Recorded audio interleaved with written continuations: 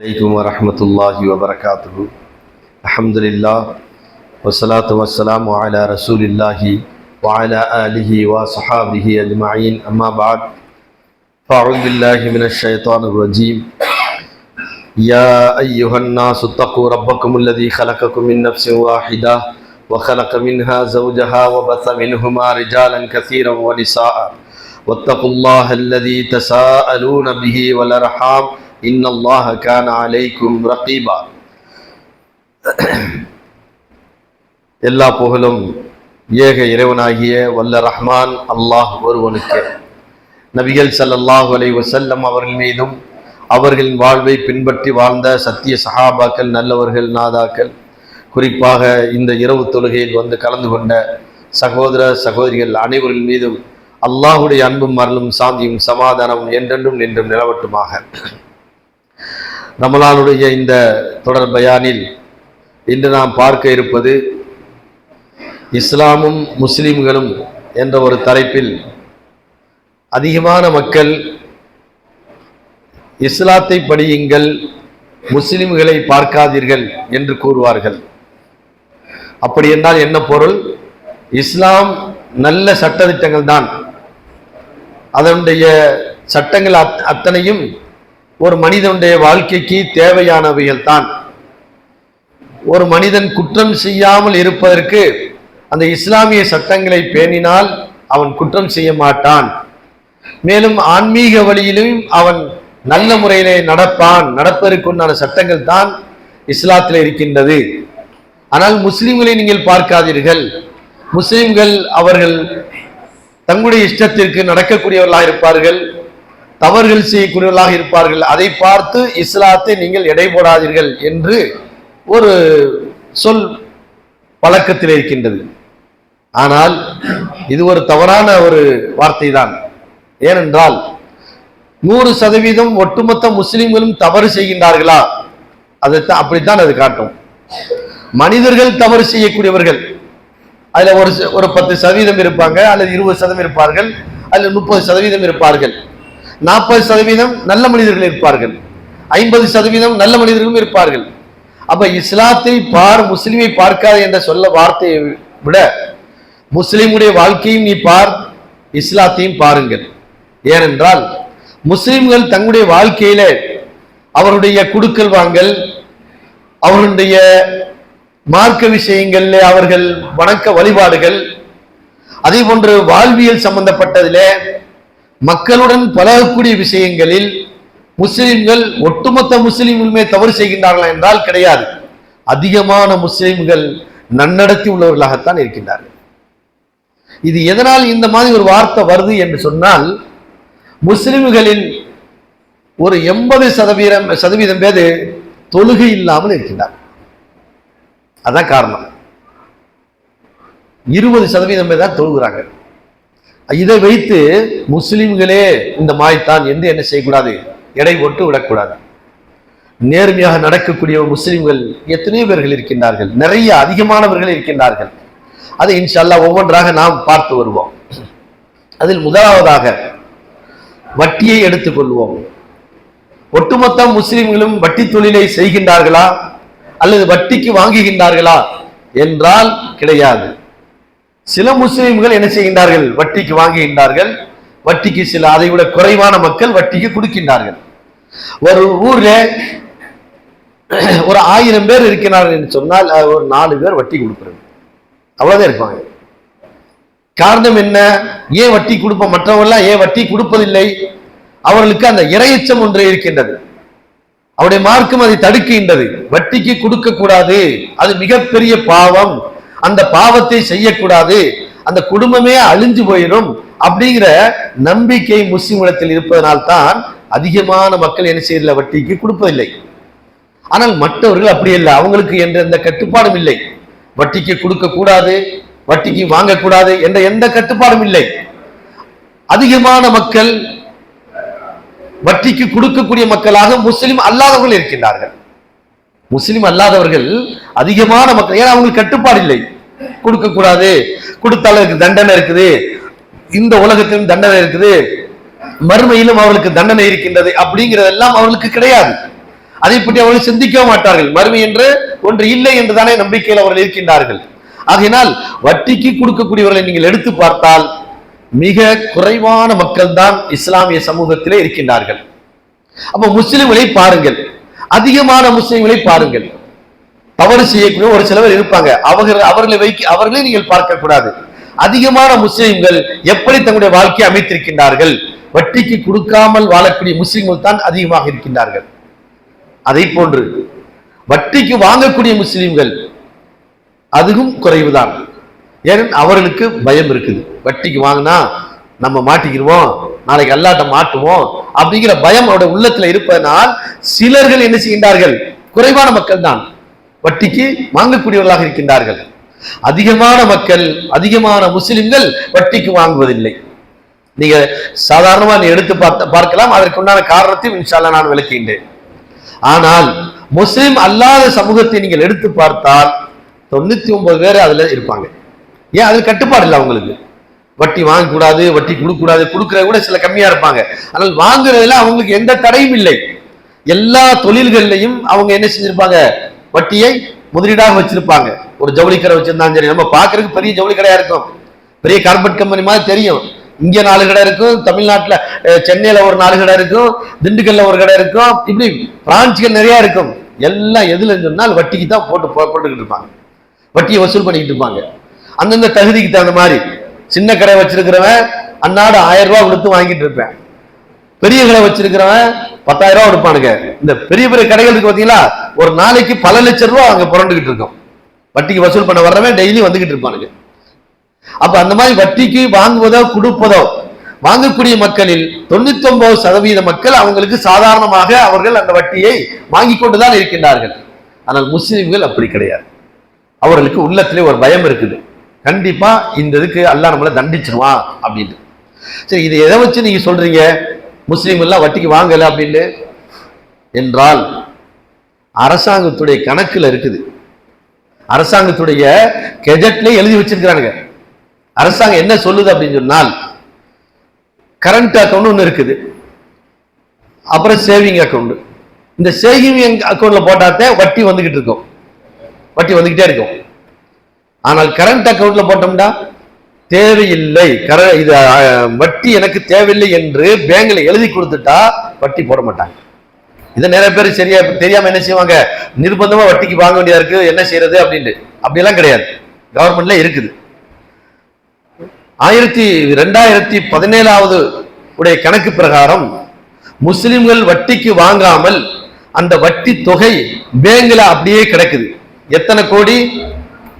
65 கோடி, 65,000 கோடி, 65,000 கோடி முஸ்லிம்கள் வட்டிக்கு கொடுத்த வட்டி காசு எங்களுக்கு வேணாம் என்று எழுதி கொடுத்துட்டாங்க. அது அப்படியே நிக்குது பேங்க்ல. வேற எந்த சமுதாயம் எழுதி கொடுத்துருக்குது எங்களுக்கு வட்டிக்கு வேணாம்னு? கணக்கே கிடையாது. வட்டி அதாவது பொதுவாக அரசாங்கம் சில சலுகைகள் பண்ணும், அந்த சலுகையில வழங்கக்கூடிய பணம் இருக்கிறது, அது சில பேர் வாங்காம இருப்பாங்க, அது திருப்பி கவர்மெண்ட்டுக்கு ரிட்டர்ன் ஆயிரும். அதுல முஸ்லீமுடைய பணமும் ரிட்டர்ன் ஆகுது. அதாவது சிறுபான்மை சமுதாயம் நிறைய வருது, அரசாங்கம் கொடுக்குது, அதை தெரியாத காரணமாக அது எப்படி அந்த பணத்தை நம்ம வாங்குறது என்று தெரியாத காரணமாக அது வாங்காம அப்படியே விடுபட்டு அந்த பணம் ரிட்டர்ன் ஆகுது, அது வேற. ஆனால் வட்டியை வாங்காமல் அந்த பணம் தேங்கி நிற்பது மட்டும் எத்தனை கோடி? 65,000 கோடி அப்படியே பேங்க்ல நிக்குது. அப்ப இது எதை காட்டுது? இது பூரா யார்? முஸ்லீம் அல்லாதவர்கள் எழுதி கொடுத்துருக்காங்க, முஸ்லீம்கள் தான் எழுதி கொடுத்துருக்காங்க எங்களுக்கு வட்டி வேணாம் அப்படின்னு. நம்ம நினைக்கிற மாதிரிலாம் கிடையாது, வட்டிக்கு வாங்கித்தான் ஆகணும், பேங்க்ல போனோம்னா வட்டி அப்படியெல்லாம் கிடையாது. நீங்க கரண்ட் அக்கௌண்ட்ல போட்டு எழுதி கொடுத்துக்கிட்டேன்னா போதும், எனக்கு வட்டி தேவையில்லை என்று சொன்னால் நீங்க எப்ப வேண்டாலும் பணத்தை எடுத்துக்கலாம், எத்தனை கோடி போட்டாலும் எடுத்துக்கலாம். ஆனால் சேவிங் அக்கௌண்ட்ல போட்டீங்கன்னா அட்டண்டயத்துல என்ன செய்ய முடியாது, பணத்தை எடுக்க முடியாது, ஏன்னா அவன் வட்டி கொடுத்துக்கிட்டு இருக்காது. ஆகையினால் வட்டிக்கு வாங்காத முஸ்லிம்கள் அதிகமாக இருக்கின்றார்கள். இப்ப முஸ்லிம்களை பார்க்கலாமா வேணாமா? முஸ்லிம்களை பாருங்கள், உலகம் எல்லாம் திரும்பி பாருங்கள், உலக மக்கள் எல்லாம் முஸ்லிம்களை பாருங்கள், அவரெல்லாம் வட்டிக்கு கொடுக்கக்கூடியவர்கள் மிக குறைவாக இருப்பார்கள், ஆனால் வட்டிக்கு வாங்கக்கூடியவர்களும் மிக குறைவாகத்தான் இருப்பார்கள். அப்ப இந்த முஸ்லிமை இஸ்லாத்தை பாருங்கள், முஸ்லிமை பார்க்காது என்று சொல்வதே ஒரு தவறான கருத்து. அதிகமான 55% அதிகமான முஸ்லிம்கள் எப்படி இருக்கிறாங்க என்றால் வட்டிக்கு கொடுக்காதவர்களாகவும் வட்டிக்கு வாங்காதவர்கள் தான் இருக்கின்றார்கள். இதற்கு என்ன காரணம் என்றால் குர்ஆனிலே பல இடங்களில் அல்லாஹ் அதை எச்சரிக்கின்றார். நபிகள் ஸல்லல்லாஹு அலைஹி வஸல்லம் அவர்களும் அதை பற்றி எச்சரிக்கின்றார்கள். இதுல சின்ன இன்னொரு விஷயத்தை நாம் விளங்கிக் கொள்ளணும். சில தவறான கருத்து என்ன அப்படின்னா, அதாவது வட்டி கொடுக்குறான்ல அவன் வீட்டு நிழல்ல கூட நிக்க கூடாதுன்னு சில பேர் சொல்லுவாங்க. அப்படியெல்லாம் ஹதீஸ்ல கிடையாது. வட்டிக்கு வாங்குற வீட்டுல நிழல்ல கூட நிக்காம பஸ்ல ஏற முடியாது, எங்கேயும் போக முடியாது. பஸ்ல கூட போக முடியாது, பூரா வட்டியில தானே ஓடிக்கிட்டு இருக்குது. பஸ், லாரு, காரு எல்லாமே எதுல ஓடிக்கிட்டு இருக்குது? பைனான்ஸ்ல தானே ஓடிக்கிட்டு இருக்குது. எந்த நிழல்ல போய் ஒதுங்குறது? அப்ப என்னன்னா சொன்னால் அப்படியெல்லாம் ஹதீஸ் கிடையாது. அந்த மாதிரி எல்லாம் மார்க்க மனுஷனை சிரமப்படுத்தாது. அதே போல இன்னொரு பெரிய ஒரு அவதூறான செய்தியை சொல்வார்கள். வட்டிக்கு யார் வாங்கி வட்டி காசு யார் சாப்பிடுகின்றானோ அவன் காபத்துல்லாவுல தன்னுடைய தாயை விபச்சாரம் செய்வதற்கு சமம். இதை சில பேர் கிளப்பி விட்டாங்க. அந்த மாதிரிலாம் கிடையாது, அப்படியெல்லாம் ஹதீஸ் இல்லை. இவ்வளவு பெரிய அல்லாஹ் தண்டனை கொடுக்குறது அவன் கொடுத்துட்டு போயிருவேன். அதை என்ன செய்யறது? அதை பெருசா காட்டணும் என்பதற்காக வேண்டி அந்த வீட்டு நிழல்ல நிக்காத, அவன் வீட்டுல போய் சாப்பிடாத, அதே போல அவன் இந்த தொழில் பண்ணினால் அவன் எதற்கு சமம்? அங்க காபால போய் தன் தாயை விபச்சாரம் செய்வதற்கு சமம் அப்படிங்கிற இந்த செய்திகள் எல்லாம் தவறான கருத்து. அப்படி ஹதீஸ்ல எங்கேயுமே கிடையாது. சரி, அப்ப முஸ்லிம்கள் ஏன் வட்டிக்கு வாங்குறத ஒரு பயமாக எடுத்துக்கொள்கின்றார்கள்? அதற்கு என்ன காரணம் என்றால் குர்ஆன்ல அல்லாஹ் அதை கடுமையாக எச்சரிக்கின்றான். இந்த வட்டியை பத்தி இன்னொரு செய்தி என்னவென்றால், யூதர்கள் தான் இதை நிறைய செஞ்சுக்கிட்டு இருக்கிறாங்க. அப்ப யூதர்களுக்கு அவங்களுடைய மார்க்கம் அதை அனுமதித்திருக்கின்றதா? ஏன்னா யூதர்கள் வேற யாரும் இல்ல, அவங்களும் வேதத்துக்குரியவர்கள் தான். மூசா அலைஹிஸ்ஸலாத்துடைய தௌராத் என்ற வேதத்தை நம்பியவர்கள். அவர்களுக்கு இறை தூதர் யாரு? ஹஜரத் மூசா அலைஹிஸ்ஸலாத்து வஸ்ஸலாம். அப்ப அந்த சமுதாயத்திற்கு வட்டி தடுக்கப்பட்டதா இல்லை என்றால் அல்லாஹ் குர்ஆன்ல அந்த யூத சமுதாயத்தை பற்றியே என்ன செய்கிறான்? ஒரு வசனத்திலே சொல்லும் பொழுது ஃபஇல்லம் தஃஅலு ஃபஅதனு பிஹர்மி, அதாவது அந்த வசனம்ல வமா ஆதீது மின் ரிபன் லியர்புவ மின் அம்வாலின் நாசி ஃபலா யர்பு இன்தல்லாஹி வ அഖதிஹும் 460ல அல்லாஹ் சொல்கிறான் வஅഖதஹும் ரிபா வகத் நுஹு அன்ஹு வஅக்லிஹும் அம்வாலன் நாசி பில் பாத்திலி. 4வது அத்தியாயத்தில் 160வது வசனத்திலே சொல்லும் பொழுது யூதர்களுக்கு வஅഖதஹும் ரிபா, வட்டி அவர்கள் வாங்குகின்றார்கள், ஆனால் வகத் நுஹு அன்ஹு, அதை விட்டு அவர்கள் தடுக்கப்பட்டிருக்கின்றார்கள். வட்டி தொழில் செய்யக்கூடாது என்று அவர்களுக்கும் சட்டம் தான், ஆனாலும் அதை அவர்கள் செய்து கொண்டிருக்கின்றார்கள். வாக்கிலும் அம்பாலன் நாசி பில் பாத்தில், தவறான முறையிலே மக்களுடைய காசுகளை பணங்களை அவர்கள் சாப்பிடுகின்றார்கள். அப்ப யூதர்களுக்கும் இது தடை செய்யப்பட்டதுதான், அதே போன்று கிறிஸ்தவர்களுக்கும் தடை செய்யப்பட்டதுதான். மக்கா முஷ்ரிக்கள் இருக்கின்றார்களே அவர்களுக்கும் அது தடை செய்யப்பட்டதான், அவர்களுக்கும் அது தெரியும். ஆனா மக்காவுல வட்டி என்பது கொடியட்டி பறந்தது, யூதர்கள் மட்டும் செய்யல. நம்ம அப்படித்தான் விளங்கி வச்சிருக்கோம். யூதர்கள் தான் ரொம்ப வட்டி கொடுத்துக்கிட்டு இருக்காங்க, இன்னைக்கு கொடுத்துக்கிட்டு இருக்காங்க. அவங்கதான் இன்னைக்கு அந்த ஒட்டுமொத்த பேங்குடைய கண்ட்ரோல் யார் கையில இருக்குது? யூதர் கையில தான் இருக்குது. அவதான் வட்டி கொடுத்துக்கிட்டு இருக்கிறான். ஆனால் இந்த வட்டி மக்காவுல தலைவிரித்து ஆடியது இஸ்லாம் வந்ததற்கு பின்பும். நபிகள் ஸல்லல்லாஹு அலைஹி வஸல்லம் அவர்கள் கடைசியாக இந்த எப்படி இந்த மதுவை கொஞ்சம் கொஞ்சமாக அல்லாஹ் தடுத்தானோ அதை போன்று இந்த வட்டியையும் அல்லாஹ் என்ன செய்தான்? கொஞ்சம் கொஞ்சமாக தடுக்குகின்றான். முதலாவது ஒரு வசனம் இறங்கியது, யா அய்யுஹல்லதீன ஆமனு லா தஅக்குலு ரிபா அல்லாஹ முல்லாஃபா. மூமின்களே, முஸ்லிம்களே, வட்டியை நீங்கள் பன்மடங்காக சாப்பிடாதீர்கள். அப்ப கொஞ்சம் சாப்பிட்டுக்குங்க, பன்மடங்காக என்ன செய்யாதீர்கள்? சாப்பிடாதீர்கள். முதல்ல ஒரு தடை வந்துச்சு. அதற்கடுத்து ஒரு தடை வந்தது, யா அய்யுஹல்லதீன ஆமனு இத்தகுல்லாஹ வதரு மா பக்கிய யமஹகுல்லாஹ், அதாவது அல்லதீன யஅகுலுன ரிபா லா யகூமுன இல்லா கமா யகூமுல் லதி யதகப்பது ஷைத்தான். ஒரு எச்சரிக்கை, வட்டி சாப்பிடக்கூடியவர்களுக்கு உண்டான எச்சரிக்கை என்னவென்றால், நாளை மறுமையில எழுப்பப்படும் பொழுது அவன் ஷைத்தான் எப்படி பேயாடுவானோ அது போன்று தலைவிரி கோலமாக எழுப்பப்படுவான் அப்படிங்கிற ஒரு எச்சரிக்கை வந்துச்சு. அந்த எச்சரிக்கைக்கு பின்னாடி அடுத்து அல்லாஹ் என்ன செய்தான்? அதை ஹராமாக ஆக்கினான். யமஹகுல்லாஹு ரிபா வ யுர்பி ஸதகாத், வட்டியை அல்லாஹ் அழிக்குகின்றான், சதக்காவை அல்லாஹ் வளர்க்குகின்றான். யா அய்யுஹல்லதீன ஆமன்தகுல்லாஹ, இறையச்சம் உள்ள மூமின்களை அல்லாஹ்வை நீங்கள் அஞ்சிக் கொள்ளுங்கள். வதரு மா பக்கிய மினர் ரிபா, வட்டியிலிருந்து எதை நீங்கள் கொடுத்திருக்கின்றீர்கள் அதை வாங்காதீர்கள், அதை விட்டுங்க அப்படியே. இது மக்காவுல கடைசியாக இறங்கிய வசனம். நபிகள் ஸல்லல்லாஹு அலைஹி வஸல்லம் அவர்கள் ஃபத்தே மக்காவுடைய அந்த நேரத்திலே அவருடைய சொந்த சிறிய தந்தை இப்னு அப்பாஸ் ரலியல்லாஹு அவங்க மக்காவுல பெரிய வட்டி, பல பேருக்கு வட்டி கொடுத்து நிறைய வச்சிருந்தாரு. ஆனா கொஞ்சம் கஞ்சத்தனம் உள்ளவர் கூட. அவருடைய வரலாறு நீங்க எடுத்து பார்த்தா அப்படியே வரும். அவங்களுடைய மனைவி வந்து சொல்றாங்க, உம்மு ஹபீபாங்கிற சொல்றாங்க, இந்த மாதிரி என் தந்தை வந்து என்னுடைய கணவர் வந்து எனக்கு செலவுக்கு சரியா தர மாட்டேங்கிறாரு, அவர் பாக்கெட்ல இருந்து நான் கொஞ்சம் களவாண்டுக்கலாமா அப்படின்னு ரசூலுல்லாஹ் கேட்கிறாங்க. அப்ப ரசூலுல்லாஹ் சொல்றாங்க, உங்களுடைய அதாவது நன்மையான தேவைக்கு மட்டும் நீங்க எடுத்துக்கொள்ளுங்கள், அதுல தவறு இல்லை அப்படிங்கிறாங்க. அந்த அளவுக்கு ஒரு கஞ்சத்தனம் உள்ளவர். ஏன்னா வட்டி கொடுக்க ஆள் பூரா கல்நெஞ்ச உள்ளவர்களாக தான் இருப்பார்கள். தர்மமே பண்ண மாட்டாங்க. தான் புள்ள ஆஸ்பத்திரிக்கு போனா கூட அதை வட்டி கணக்கு போடுவாங்க, இவ்வளவு காசு செலவுன்றதா அப்படின்னு. சரி, ஆகையினால இந்த வட்டி வந்து மக்காவிலையும் தலைவிரி ஆடியது இப்னு அப்பாஸ். இது அப்பாஸ் அவங்க அதுக்கு உதாரணம். அப்ப ரசூல் ஸல்லல்லாஹு அலைஹி வஸல்லம் என்ன செஞ்சாங்கடா, முத அறிவிப்பு செஞ்சாங்க, வட்டியை இத்தோடு ஒழித்து விடுகின்றேன், அதில் முதலாக என்னுடைய குடும்பத்தில் இருந்து நான் ஆரம்பிக்கின்றேன். அவங்களுடைய அப்பாஸ் யாரு?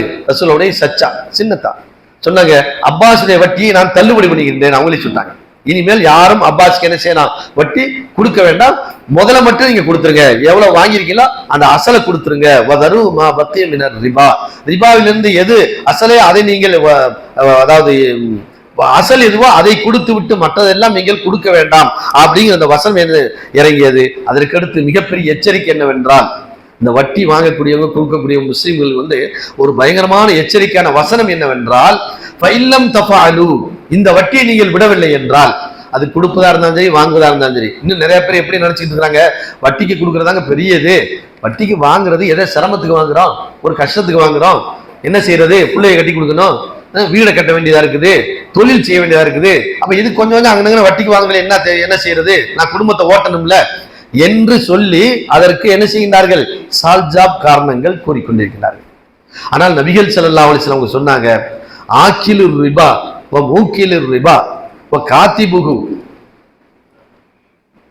வட்டிக்கு கொடுப்பவனும் வட்டிக்கு வாங்கி சாப்பிடுவனும் அதை எழுதுபவனும் வ ஷாஹிதுகு வ காத்திபுகு, அதற்கு சாட்சி சொல்லுபவனும். சம்பந்தமே இல்லை, பேங்க்ல போய் இன்னொருத்தருடைய நகையை கொண்டு போய் என் பேர்ல நான் வைக்கிறேன், அடுத்தவங்க நகைய என் பேர்ல கொண்டு போய் வைக்கிறேன், அந்த காசை நான் வாங்கி சாப்பிடல, ஆனால் நான் சாட்சி போடுறேன். பேங்க்ல என்ன சாட்சி போடுறல, சாட்சியாளருக்கே ஒரே சமமான குற்றம் சொன்னால் வட்டிக்கு வாங்கி சாப்பிடல எப்படி குற்றம் இல்லாம இருக்கும்? அப்போ ஆக்கிலு ரிபா, வட்டியை சாப்பிடுவன், மூக்கிலுகு அதை வட்டிக்கு கொடுப்பவன், ஷாஹிதுகு காத்திபு, அதற்கு சாட்சி சொல்பவன், அந்த கணக்கு எழுதுபவன். கணக்கு எழுதினா கூட என்ன, அதனாலதான் பேங்க் வேலை பேங்குடைய வேலைக்கு நீங்க என்ன செய்யணும், போக வேணாம் அப்படின்னு நம்ம சொல்றோம். ஆகினால் வட்டி என்பது வாங்கினாலும் சரி கொடுத்தாலும் சரி ஒரே தண்டனை தான். என்ன தண்டனை? நாளை மறுமையில அதாவது இரத்த ஆறு ஓடிக்கொண்டிருக்கும். நபிகள் ஸல்லல்லாஹு அலைஹி வஸல்லம் அவங்க கனவுல பார்த்தது, மேராஜுக்கு போன டயத்துல அதை பார்த்தாங்க. என்ன அப்படின்னா, இரத்த ஆறு ஓடிக்கிட்டு இருக்குது, அதுல ஒரு மனுஷன் தப்பி தவறி மேல எந்திரிச்சு வரலான்னு பாக்குறேன். பார்க்கும் பொழுது வெளியில இருந்து கல்லை விட்டு எறிகிறாங்க, திருப்பி அதுலயே அவங்க ஆனா எந்திரிச்சு வெளியே வர முடியல. இங்க அப்படித்தானே இருக்குது, வட்டிக்கு வாங்கிட்டானா அவன் தொலைஞ்சு, அதோட தொலைஞ்சு, அதனால அதை விட்டு மேடறி வெளியே வரவே முடியாது. ஏன்? வட்டியை லேசா நினைச்சிட்டோம்ல. அல்லாஹ் சொல்றேன், ஃபைல்லம் தஃபாலு, நீங்கள் அதை தவிர்த்து கொள்ளவில்லை என்றால், வட்டியை நீங்கள் விடவில்லை என்று சொன்னால், ஃபஅதனூ பிஹர்பின் மினல்லாஹி வ ரசூலிஹி, அல்லாஹ்வுடனும் அல்லாஹ்வுடைய தூதருடனும் நீங்கள் போர் தொடுக்கின்றீர்கள். பொருளாதாரம் என்பது அல்லாஹ்வுடைய கையில இருக்குது. அந்த நீங்க என்ன செஞ்சுக்கிறீங்க, வட்டிக்கு கொடுத்து பெருக்கலாம் என்று நினைக்கின்றீர்கள், அல்லது வட்டிக்கு வாங்கி நம்ம தொழிலை பெருக்கிக் கொள்ளலாம் என்று நினைக்கின்றீர்கள், நம்ம மகனுடைய திருமணத்தை முடித்து விடலாம் என்று நீங்களா ஒரு காரணத்தை என்ன செய்கின்றீர்கள். அப்ப அல்லாஹ்வுக்கும் அல்லாஹ்வுடைய தூதருக்கும் மத்தியில் அங்க போர் தொடுக்கின்றீர்கள். அல்லாஹ்வுக்கும் அல்லாஹ்வுடைய தூதரிடத்தில் நீங்கள் என்ன செய்கின்றீர்கள், போர் தொடுக்கின்றீர்கள் என்று மிகப்பெரிய, வேற எதற்கும் இவ்வளவு பெரிய ஒரு சவாலை அல்லாஹ் விடவில்லை. மற்ற குற்றங்களுக்கு இந்த வட்டிக்கு மட்டும் என்ன செய்கின்றான், மிகப்பெரிய சவாலாக விடுகின்றான். சரி, அடுத்ததாக இந்த பலஸ்தீனம் நம்ம சொல்லிக்கிட்டு இருக்கோம்ல, பலஸ்தீனம் அவங்களுடைய நிலங்கள் பறிக்கப்பட்டு அவங்களுடைய அகதிகளாக ஆக்கப்பட்டு உள்நாட்டிலேயே தங்களுடைய நாட்டிலேயே அகதிகளாக ஆக்கப்பட்ட ஒரே வரலாறு பலஸ்தீன மக்களுக்கு தான். இந்த பலஸ்தீன மக்கள் தங்களுடைய பூமியை இழந்ததற்கு பல காரணங்களில் ஒரு 55% காரணம் என்ன தெரியுங்களா? இஸ்ரேல்ங்கிறது வெறும் 5% இடம் தான் கொடுத்தாங்க.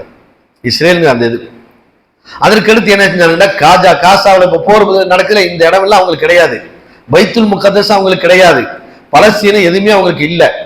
ஆனா இந்த காசாவில் உள்ள மக்கள் தங்களுடைய விவசாய நிலங்களை, விவசாயம் தான் நிறைய பேர் இன்னைக்கு வட்டிக்கு வாங்கிப்பாங்க, அந்த விவசாய நிலங்களுக்கு தங்களால் விவசாயம் செய்ய முடியவில்லை என்று என்ன செய்தார்கள் என்று சொன்னால் யூதர்கிட்ட போய் வாங்கினாங்க வட்டிக்கு. ஏன்னா அவன் வட்டி கொடுக்க ரெடியா இருக்கிறான். இது அல்லாம அவனுடைய வறுமையை பயன்படுத்தி வட்டிக்கு கொடுத்த யூதர்கள் நிறைய இருக்கிறாங்க. அந்த வரலாறு நீங்கள் எடுத்து பார்த்தால் ஒரு 55% இதனாலும் தங்களுடைய அந்த நிலங்களை இழந்திருக்கின்றார்கள், தங்களுடைய இடங்களை இழந்திருக்கின்றார்கள். அப்ப வட்டிக்கு கொடுத்து கொடுத்து என்ன செய்தான், தங்களுடைய அந்த பலஸ்தீன் மக்களுடைய நிலங்களை அபகரித்தார்கள். அப்படி அபகரிக்கப்பட்ட இடம்தான் காசா பகுதி எல்லாம், பைத்துல் முகத்தஸ் இந்த பகுதி எல்லாம் அந்த மாதிரி அபகரிக்கப்பட்டது. இது அல்லாத இவர்கள் போர் தொடுத்து அந்த அநியாயமான முறையிலே போர் தொடுத்தது அது ஒரு காரணம். ஆகையினால் ஒரு நாட்டையே இழந்து இன்னைக்கு ஒரு மக்கள் நிற்கிறார்கள் என்று சொன்னால் அதற்கு முதல் காரணம் வட்டியும் ஒரு காரணமாக இருக்கின்றது. ஆகையினால் இன்னைக்கு உலக வங்கியில கொடுக்குறானே வட்டி கொடுத்துக்கிட்டானே, அந்த வட்டியை எது கொடுத்துக்கிட்டு இருக்கிறேன் கேட்க மாட்டானுங்க வட்டியை. ஏன்? அவன் என்னைக்குமே நம்மள்கிட்ட அடிமையாவே இருக்கணும். அது தமிழ்நாடு அரசு வாங்குது ஒரு பக்கம், இந்திய அரசாங்கம் இன்னொரு பக்கம் வாங்குது. வாங்கிட்டே இருந்தாலும் கூட என்ன காரணம், ஏன் கொடுக்குறேன், அமெரிக்கா போன்றவர்கள்லாம் கொடுக்குறாங்களே உலக வங்கின்னு சொல்லி, காரணம் என்ன, அவன் என்னைக்குமே அடிமையாவே இருக்கணும் நம்மள்கிட்ட. நம்மளை மிஞ்சி எந்த பொருளாதாரத்திலையும் அவர்கள் முன்னேறி விடக்கூடாது. அப்ப பொருளாதாரம் பொருளாதாரம் வீழ்ச்சிக்கு அடிப்படை காரணம் என்னவென்று சொன்னால் இந்த வட்டி தான் காரணமாக இருக்கின்றது. ஆகையினால் மக்களுடைய வறுமைக்கும் இந்த வட்டி காரணமாக இருப்பதனால் தான் இஸ்லாம் சொல்லுகின்றது வட்டிக்கு நீங்க நினைச்ச கொடுக்காதீர்கள், வட்டிக்கு வாங்காதீர்கள், அந்த பக்கமே நீங்கள் நெருங்கி செல்லாதீர்கள் என்று இஸ்லாம் வலியுறுத்துகின்றது. ஆகையினால் இப்படிப்பட்ட இந்த வட்டியிலிருந்து அல்லாஹ் நம்மை பாதுகாக்க வேண்டும். அடுத்ததாக முஸ்லிம்களை பாருங்கள், முஸ்லிம்களில் அதிகமான மக்கள் வட்டிக்கு கொடுக்காத மக்களாகவும் வட்டிக்கு வாங்காத மக்களும் தான் அதிகமாக இருக்கின்றார்கள். எனவே இஸ்லாத்தையும் படியுங்கள், முஸ்லிம்களையும் படித்து இஸ்லாத்தின் பக்கம் வாருங்கள் என்று நாம் சொல்லி உரையை நிறைவு செய்கின்றேன். வாஹிதாவான் அல்ஹம்துலில்லாஹி. அஸ்ஸலாமு அலைக்கும்.